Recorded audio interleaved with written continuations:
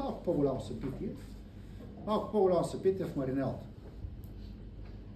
И тогава ние си говорихме за това, говорихме как имаме мечта, как тази мечта трябва да кажем на толкова много хора, как можем да спастим толкова много болни, как цяла Европа ни чака, защото тепърва компанията навлиза в Европа. И тогава на едно момиче изсветеха очите.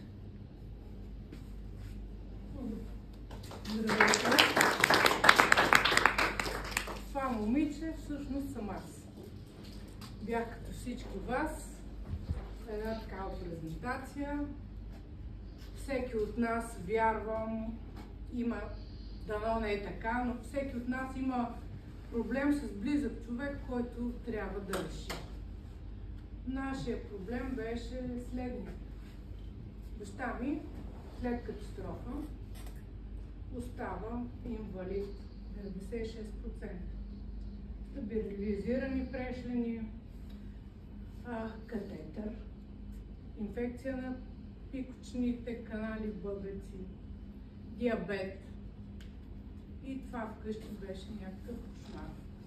Ходене по светила, професори, ядрено-магнитни резонанси и какво ли не.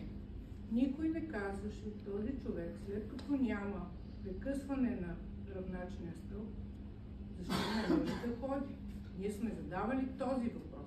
Кажете ни каква е причината, че този човек не може да ходи.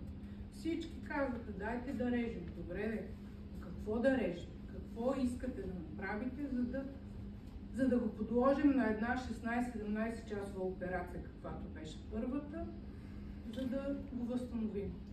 Али всеки от нас, поне аз така си мисля, че здраво мислиш, не би подложил близкия си човек на едно още такова мъчение, тъй като 6 месеца никой не му беше изследвал кръвната захар, за да каже, че този човек е дигнал нивата на кръвна захар и 6 месеца тази рана не можеше да заздравее. Говоря на гръбначния стълб, кома. Та така, аз нямах друг избор. Семейството ми нямаше друг избор и решихме да пробваме продукт. Не знам как работи, не съм медицинско лице, предвид билките, разказите, нищо не губехме. И в един момент взехме продукта, баща ми започна да консумира. Първото нещо, имаше страшно лющене на кожата. Първо там забелязахме ефект. Още може би на първата седмица. Това лющене като, може би, ако някой се виждали псориазис, нещо такова беше като видимо. После инфекциите по пикочните пътища изчезнаха. Той следствие на катетъра, колкото ни обясняваха, легенчето на бъбрека събира урина и оттам беше всеки месец по 2-3 антибиотика смяна, защото ставаше резистентна на тях и просто не помагаха. Майка ми в един момент започна да не ходи на аптеката за антибиотици и да търси лекари, как да ги изписват по втория начин, защото вярвам, че тя за тези 10 години стана, може би, можеше да завърши медицина. От всичко, което беше като примери вкъщи. Тя започна да ходи, да не ходи на аптеката, даже аптекарките познаваха как да извинявай, не те виждаме, какво става, да не би да се случило най-лошото.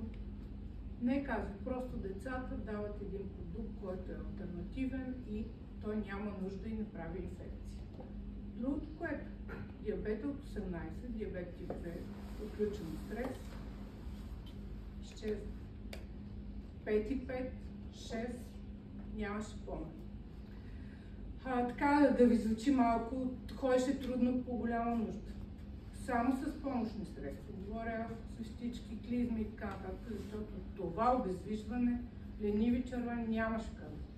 Знаете ли какво беше радостта да каже, аз пръднах, си извинете. Това беше нещо, което не му се беше случило много време и то да е по естествен път.